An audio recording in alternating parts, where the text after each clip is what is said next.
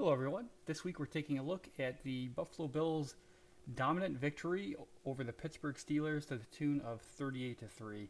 And you can see by my title placard that I'm asking the very provocative question, with a 38 to 3 score, certainly that would suggest a dominant victory.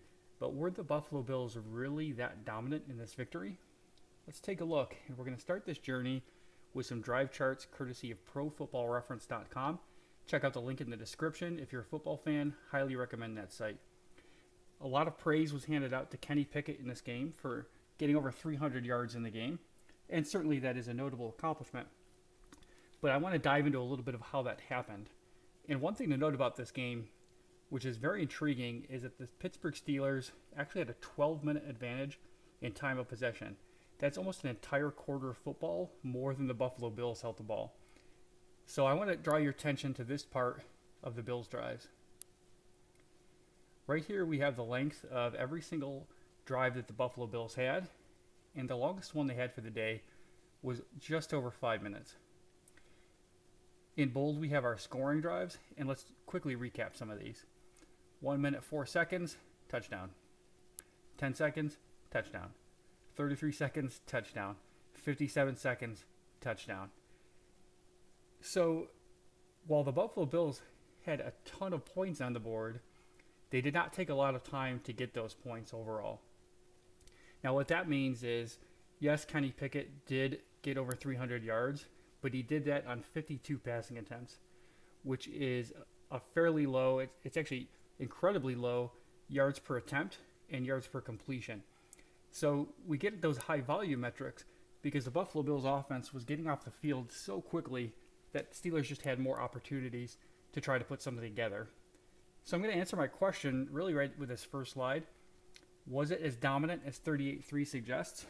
No, it was actually far more dominant because with extra attempts, extra plays, extra time for the Pittsburgh Steelers, they still only managed this one drive that resulted in a field goal.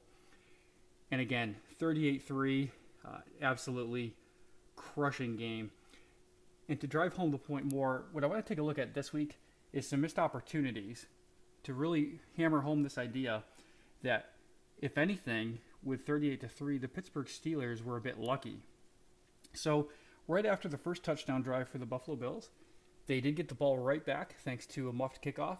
And here we are with our 2nd and 6 play. So let's take a quick look at this one. Now we have 6 yards to gain. Handoff to Devin Singletary. And take a look at this lane.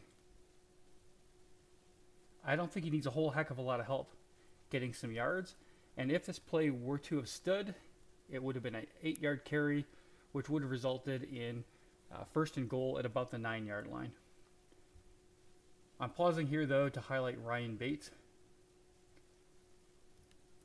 He's got a little bit of a jersey with that left hand. And on this frame, you can see he's tugging. Unfortunately, with that tug, that's just enough to get multiple flags in this case. We're going to see one come in from the top and the bottom here. So that did push the Buffalo Bills back 10 yards for 2nd and 16.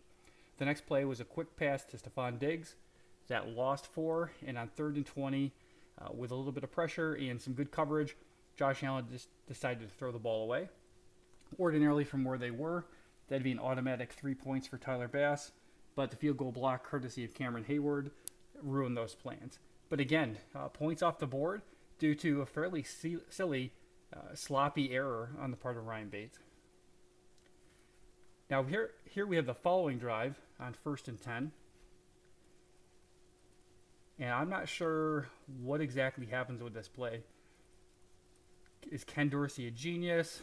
Were the Pittsburgh Steelers half asleep? But we have a really good pocket for Josh Allen.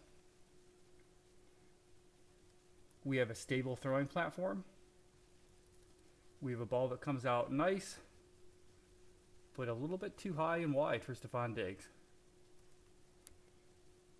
This should have been the easiest touchdown of the game.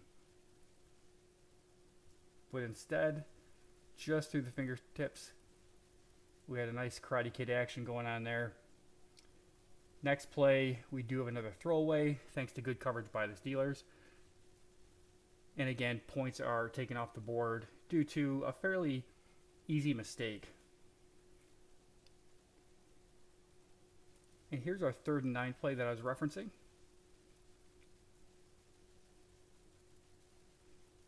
Pittsburgh's not doing a terrible job. We're getting a little bit of pressure here. I'm sure Josh Allen, with his eyes on the back of his head, knows that this might be coming into a little bit of trouble soon. Even though we've seen Josh Allen throw into contested areas before, I just don't think he likes this particular one, and the ball is thrown over everybody's head. So 3rd and 9, takes the throw away, live to fight another day, and we end up with just a field goal from that drive. But again, points that could have been definitely added for the Buffalo Bills. Now here we are on a 2nd and 8, and prior to this particular play, which I want to highlight, we have 2 26-yard catches. One to Isaiah Hodgins and one to Quinton Morris. So half of the field in essentially 2 plays. Josh Allen is going to be looking for Stefan Diggs here. Notable that Diggs is starting in the slot. And I want to take a look at his footwork here. We see these little choppy steps.